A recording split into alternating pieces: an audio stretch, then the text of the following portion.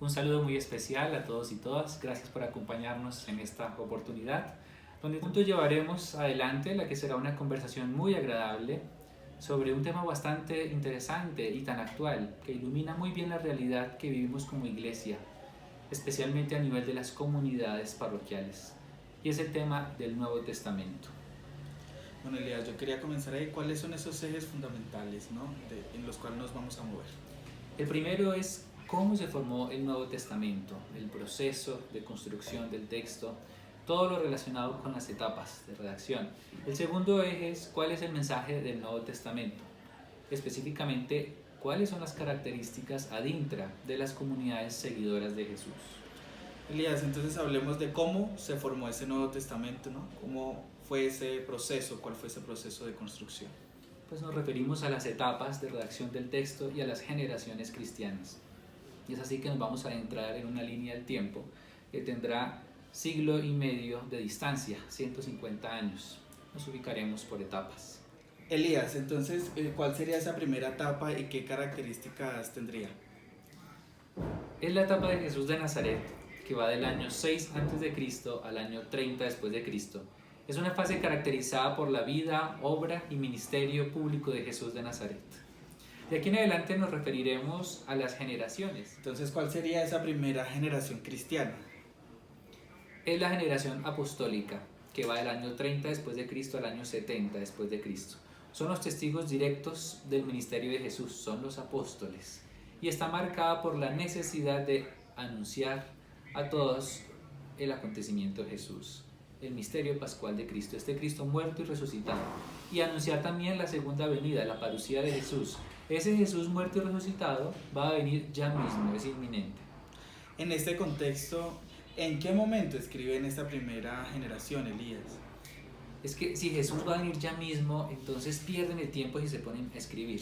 Aquí la urgencia es de anunciar, de evangelizar, ¿no? Entonces se ve la necesidad no de escribir, sino de anunciar por predicación oral. Bueno, entonces, podemos decir que esta generación apostólica, ¿qué fuentes tendría o cuáles serán sus fuentes? Unas fuentes orales, la predicación de los apóstoles, la liturgia, la catequesis, pero también unas fuentes escritas, los dichos de Jesús, los apotegmas. Aquí ubicamos también estos dichos de Jesús, los relatos de la pasión, los relatos de la vida de Jesús. Y otra fuente escrita son las cartas de Pablo, que se ubican allí por el año 51 al 100 después de Cristo, al 60 después de Cristo. Claro. ¿Qué va a marcar ese paso entre la generación apostólica y la segunda generación? Va a ser la crisis de los años 70, cuando viene la destrucción del templo. Y la pregunta es, ¿será que la destrucción del templo es la señal de la llegada de la parucía?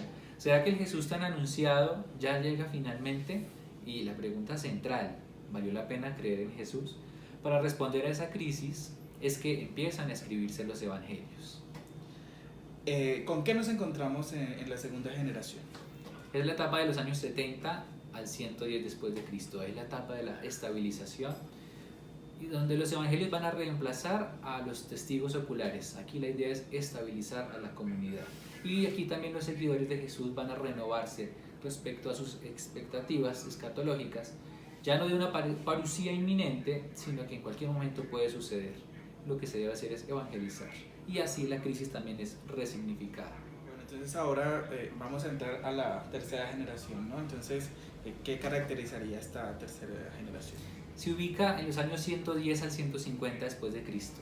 Es la etapa de la institucionalización, de la organización interna. Si queremos que perviva, porque no sabemos cuándo va a llegar el Señor, entonces tenemos que organizarnos de alguna manera. Hay un interés por la organización, ¿no? Y se empieza a hablar de un orden ministerial, de corte jerárquico. Pero ¿cuál es el mensaje, ¿no?, del Nuevo Testamento? Sí, cuando hablamos de mensaje específicamente queremos hablar de las características ad intra de las comunidades seguidoras de Jesús, ¿no? Y sabemos el contexto en el que se están moviendo estas comunidades, ¿no? No podemos olvidar que la dominación del Imperio Romano va del año 63 a.C. al 132 después de Cristo, ¿no? Hay una sensación de profunda crisis, de desestabilidad en las comunidades seguidoras de Jesús y pues sobre todo en las comunidades judías en general, ¿no? Así que hay una gran represión y una crisis generalizada. Es decir, que en medio de esta crisis se vislumbra algo nuevo, ¿no? Algo definitivo, o ¿qué sería? Pues el hecho de que esas comunidades se sientan con una desazón absoluta es una señal de que esto ya se va a acabar. Dios ya mismo tiene que intervenir en la historia, ¿no? Y aquí entra Jesús, ¿no? Y empiezan a escuchar a este Jesús, su ministerio, y dicen, claro, este es, ¿no? Este es, ahora sí ha llegado el momento. Jesús empieza a anunciar el reinado de Dios por todas partes. Entonces ven en él ya un cumplimiento. Dios está interviniendo en la historia. Pero Jesús muere y entonces, ¿qué pasa, no? Esa efervescencia del mesianismo que Jesús desató, ¿no? En realidad, sí. Todo lo que se desata. Pues esa muerte va a generar un desasosiego enorme en sus seguidores. Cuando menos se lo esperan, crucifican a Jesús, lo matan y acaban con esa expectativa. Así como conversaban los discípulos de Maús, ¿no? Nosotros pensábamos que él era quien iba a restablecer Israel. Hay un ambiente de decepción total. En estas comunidades de discípulos se empieza a gestar un ambiente apocalíptico. Este Jesús crucificado y resucitado vendrá no como siervo, sino como juez. Vendrá a juzgar a las naciones. Y bueno, en estos discípulos de Jesús hay unos judíos galileos que son los testigos del ministerio de Jesús en la Galilea. Hay unos judíos judeos, son testigos de lo que Jesús realizó allí en Jerusalén. Pero también encontraremos a unos judíos helenistas, ¿no? Recordemos que con la diáspora muchos se dispersaron fuera del territorio de Israel y entonces ellos también serán estas comunidades seguidoras de Jesús. Y un aspecto fundamental en estas comunidades es la ministerialidad al interior de las comunidades, ¿sí? Cómo se enriquecieron estas comunidades con los ministerios. ¿Cómo lo aplicamos a nuestra realidad? Pues ya lo decía al inicio, con las comunidades aquí a nivel parroquial. El hecho de tener acceso a los escritos del Nuevo Testamento, poder entrar en contacto, de conocer esto que se nos relata de Jesús, de las comunidades, de sus primeros cristianismos, pero también enriquecerse desde la realidad de estas comunidades seguidoras de Jesús.